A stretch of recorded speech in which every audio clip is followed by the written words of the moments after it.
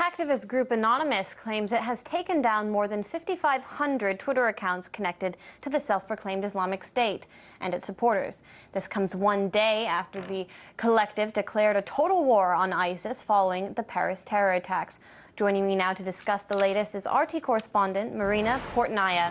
So, Marina, the so-called war on terror has just taken an unprecedented turn with governments and now one of the biggest global hacking groups both battling ISIS. What do we know so far about this operation launched by Anonymous? Well, Anya, between the deadly attacks on a Russian passenger jet, twin suicide bombings in a Beirut marketplace, and several more attacks in Paris, ISIS has killed around 400 innocent victims in the past 3 weeks.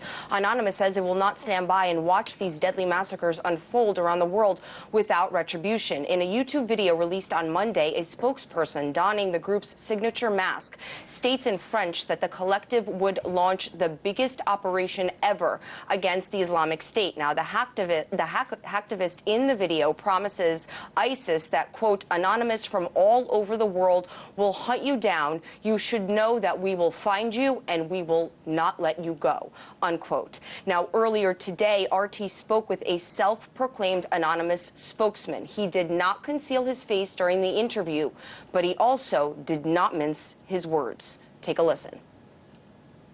Anonymous will not sit by and watch these terror attacks unfold around the world.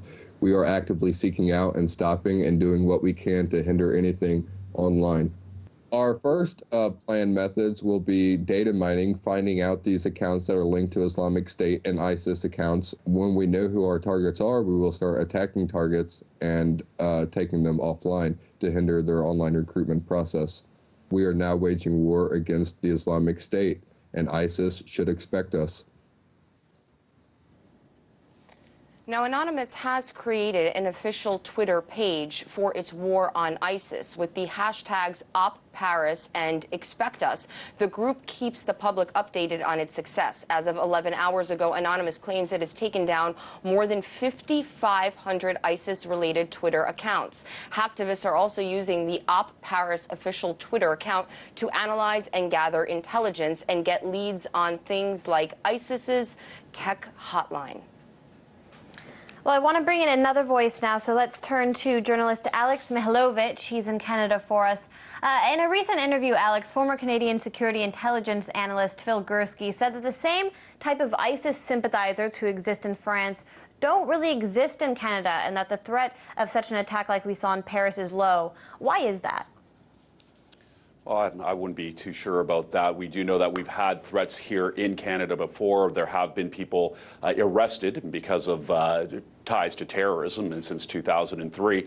So saying that clearly that there's no ties to ISIS, I think that's a pretty grand statement, and knowing full well that we've had people leave this country to go to fight for ISIS in the Middle East. So do we not have anybody here? Well, I'd rather talk to CSIS, which is our version of the CIA. I think they might tell you a little bit of a different story.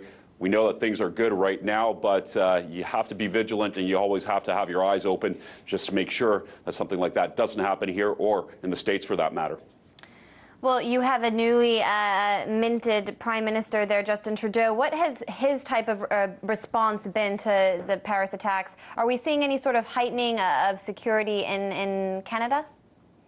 We haven't seen any heightened security here. Our big deal right now is what we're doing to help the United States and our allies in the Middle East to fight ISIS. So as Justin Trudeau, at the moment that he came in, he basically said that we're pulling our jets out of the fight. We won't be bombing ISIS anymore. Now, you have to think this is a handful of jets. There are 6 of them. It's not that big of a deal when you look at the mass of the coalition itself. But at the same time, Canada is going to play an active role in training people on the ground, so training Iraqi troops to fight ISIS. That's something that we've always done. That's traditionally a Canadian role, peacekeeping, training, helping our allies. Also, when you have to look from the Canadian perspective, and what we want to do there is to help from a humanitarian perspective, to get people out of there, to help the refugees. So it's not that much of a question here on Canadian soil itself. It's more of what we're going to do to help our coalition and what we're going to do to help the people that are being attacked by ISIS right now in the Middle East. That was Marina Portnaya from our Miami studio and Alex Mihailovich from Toronto. Thank you so much.